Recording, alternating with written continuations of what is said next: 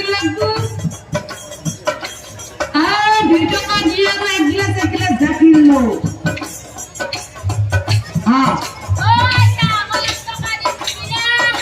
এক টকা নহয় বাছা 2 টকা লাগব 2 টকা দিব লাগব বাছা গাখীৰ বিক্রি করে বুড়ি যাইতো স্থলিত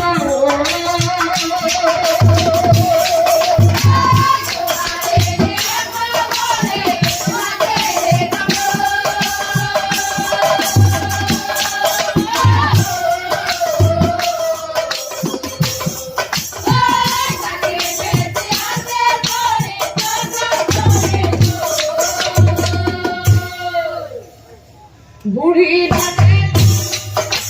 নারী গানে লোর পালা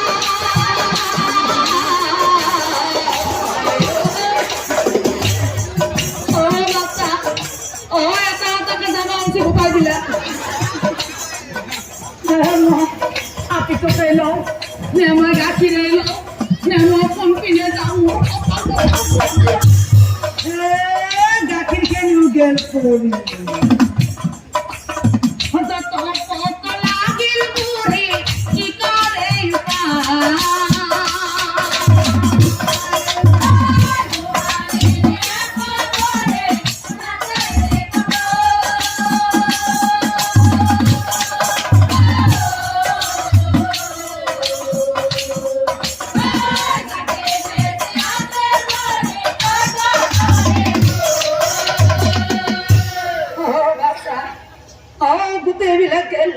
আমি বিচার এই কাপড় খান ঢাকি দিল নত পত নকরবি এতে যদি আপনি কামড়ে ছাটে মাথা বুঝে নাচ্ছিবি হ্যাঁ মনে মনে ছাড়বি লত পত নকরবি কাপড় ঢাকি দিয়া বুড়ি নাচিন গা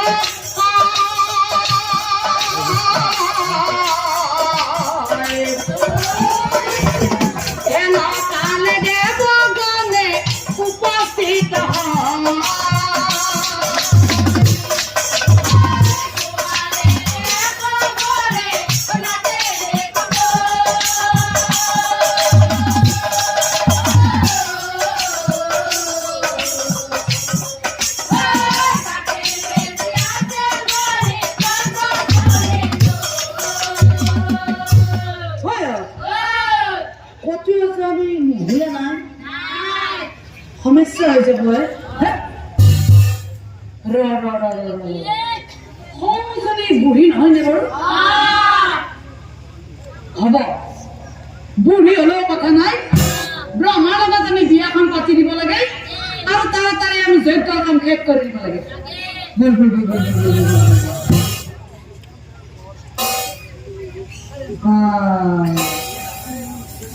কি থোৱা আছে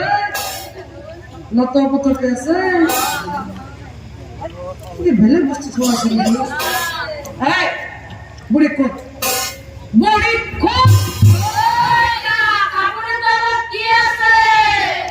জগত বাসলি কইনাকে লগত লৈ আছে নে দৈ দেখি নাপায় নহয় বাছা টাঙন নাপাই যা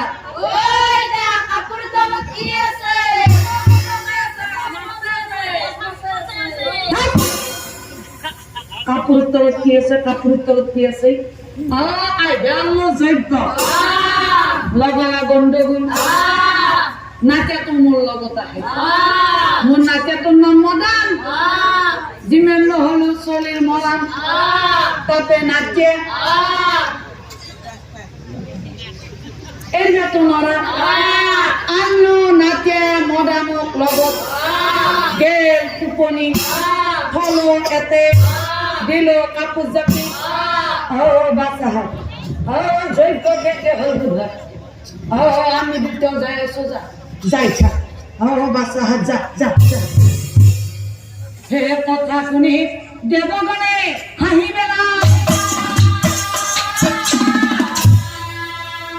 বুঢ়ীক চাহি আছে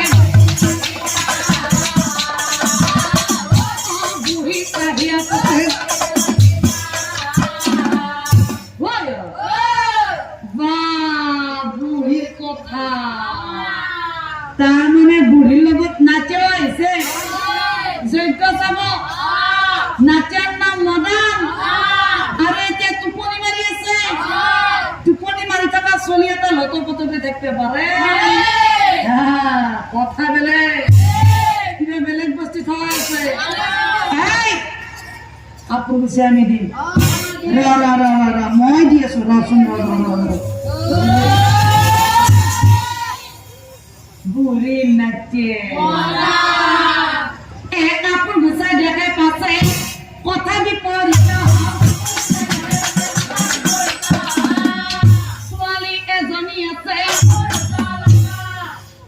ব্ৰহ্মাৰ কপাল মস্ত কপাল ক'ত বুঢ়ী ৰল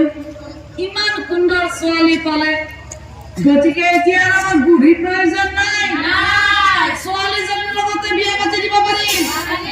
গতিকে বুঢ়ীক সেই ছোৱালীজনীক দেৱগণে টানি আহক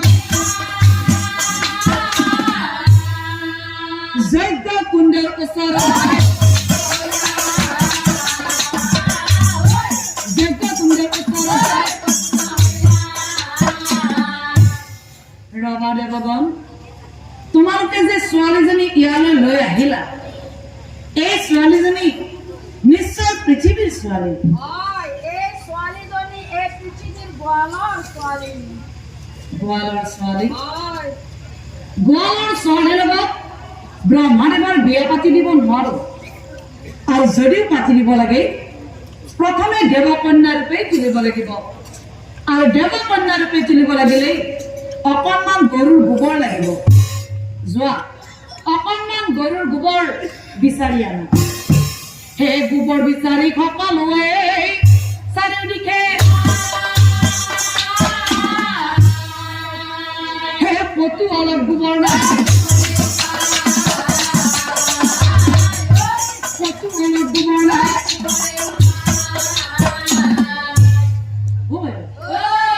আজি দেখোন গোবৰ বোলা বস্তুটোৱেই নাই সমস্যা হল নহয় গোবৰ নাপালেতো আমাৰ প্ৰায়শ্চিত্ত নহব মুঠৰ ওপৰত ব্ৰহ্মাদেৱৰ যজ্ঞ বিফল হব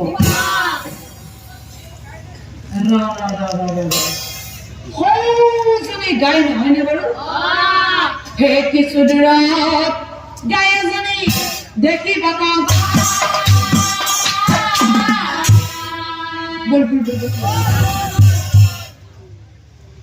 গোবৰ দিয়েই নাই এটা কাম কৰো নেকি এই গাইজনী বান্ধি লৈ যাও খাব দিলেতো গোবৰ দিব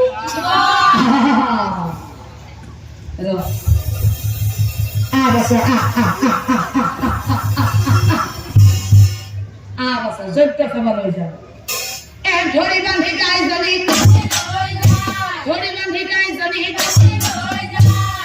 দে খা খাবা দে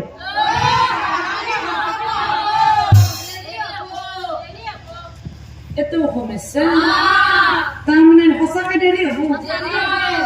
কি কৰা যায় পানী ঢালি দিলেতো দিব লাগিব দি আছো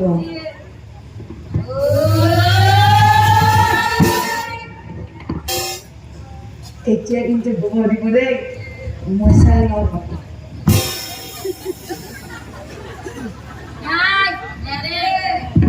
নেদে আজি গোবৰ নাপাওঁ এৰি কি মুনি গণে পাছে দেৱগণক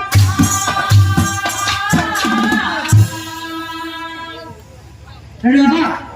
দেৱগণ এতিয়া আৰু গোবৰ বিচাৰি সময় নষ্ট কৰিব নালাগে পূৰ্ণাহুতি সমাগত যিহেতু তোমালোকে গোবৰ নাপাই এই গাইজনী ইয়ালৈ আনিলা আৰু আমি প্ৰায়শ্চিত্ত কৰিব লাগিব সেইবাবে মন্ত্ৰৰ সহায়ত এই ছোৱালীজনীক আমি সৰু কৰি দিম আৰু এই গাইজনীৰ মুখেৰে সোমাই গুজলেৰে বাহিৰ কৰি দিম গতিকে সকলো ঋষি আহি এই মন্ত্ৰক সহায় কৰিব লাগে আৰু চাওক মন্ত্ৰ মাতি ছোৱালীজনীক সৰু কৰি ধৰা তোমালোকে এই গাইজনীৰ মুখখন মেলি ধৰা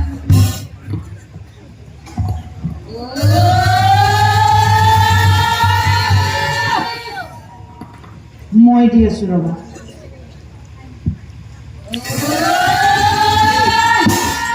মুখেৰে সোমাই গুজৰাৰে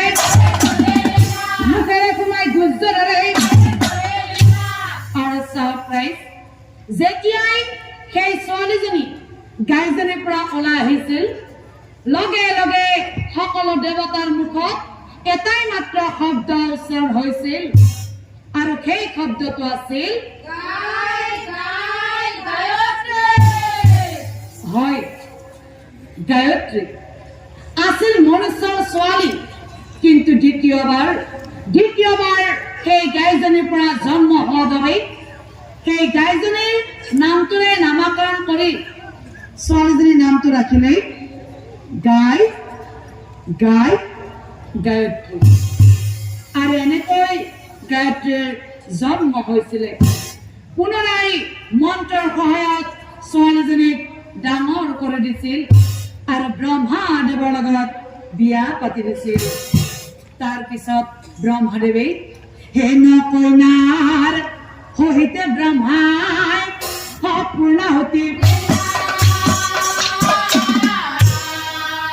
মনে মনে নাৰদ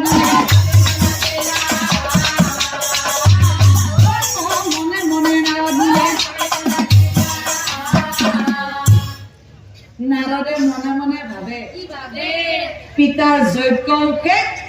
পিতাৰ বিয়াও শেষ গতিকে এইখিনি কথা মই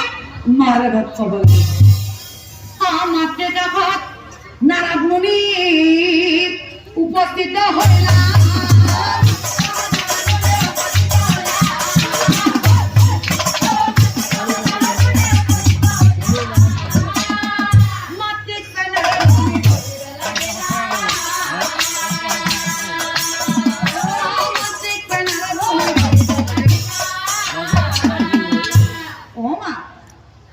তোমাৰ এতিয়াও খাজন কাচন কৰা হয় না তুমি আৰ খাজন কাচন কৰিব নালাগে মা কিয় জানো নাৰায়ণে আৰু মহাদেৱে মিলি পৃথিৱীৰ কোনোবা গোৱালৰ ছোৱালী আনি পিতাৰ লগত বিয়া পাতি দিছে আৰু আমাৰ পিতাও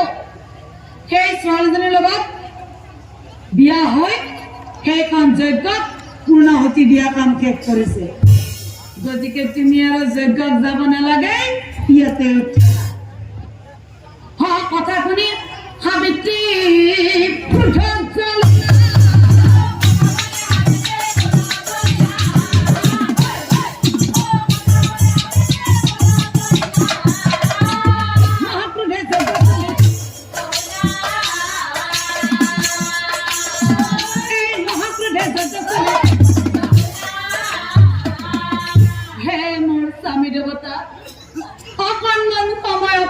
কৰিব নোৱাৰিলা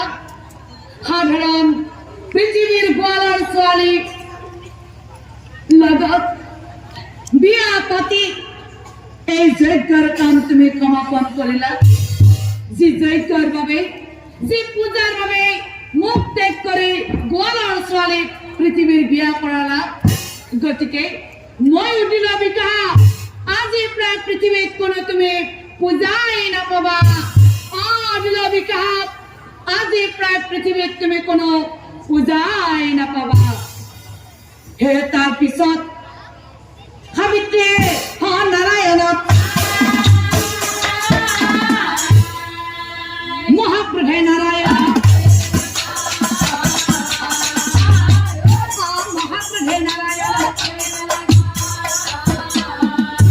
হে প্ৰভু তুমি তো জগতৰ ঈশ্বৰ তুমি তো সকলো জানা তথাপিতো অকণমান সময় অপেক্ষা কৰিব নোৱাৰিলা সাধাৰণ পৃথিৱীৰ গোৱালৰ ছোৱালী আনি মোৰ স্বামীৰ লগত বিয়া পাতি দিলা তুমিতো এজনী গোৱালিনী চপাই দিলা তোমাকো মই অভিশাপ দিম যেতিয়া দাপৰ যুগত কৃষ্ণ হৈ অৱতাৰ গ্ৰহণ কৰিবা তেতিয়া এজনী নহয় 10 জনী নহয় 1,000 জনী নহয় 1000 জনী নহয় 16,000 গোৱালিনী বিবাহ কৰাই লতি ঘটি হ'ব লাগিব আৰু লবিকা 16,000 গোৱালিনী বিবাহ কৰা ক্ষতি হ'ব লাগিব আৰু মহাদেৱ এইখন বিয়াত তোমাৰো সন্মতি আছিল গতিকে তোমাক মই ক্ষুধাই নেৰিম আজি যেনেকৈ মই মোৰ স্বামীৰ বাবে এই যজ্ঞ কুণ্ডত দেশ ত্যাগ কৰি তোমাক সুধিলে বিকা তোমাৰ বাবে তোমাৰ ঘৰ যাই যজ্ঞ কুণ্ডত দেশ ত্যাগ কৰিব লাগিব আৰু সেইদিনা তোমাৰ ভাৰ্যাৰ প্ৰতি ইমান মৰম বাঢ়িব যে মৰা ভাৰ্যাক কান্ধত লৈ পাগলৰ দৰে পাহাৰে পৰ্বতে ঘূৰি ফুৰিব লাগিব ঘূৰি ফুৰিব লাগিব সেই তাৰ পিছত সাবিত্ৰীয়ে গায়ত্ৰীক কান্দি কান্দি গায়ত্ৰী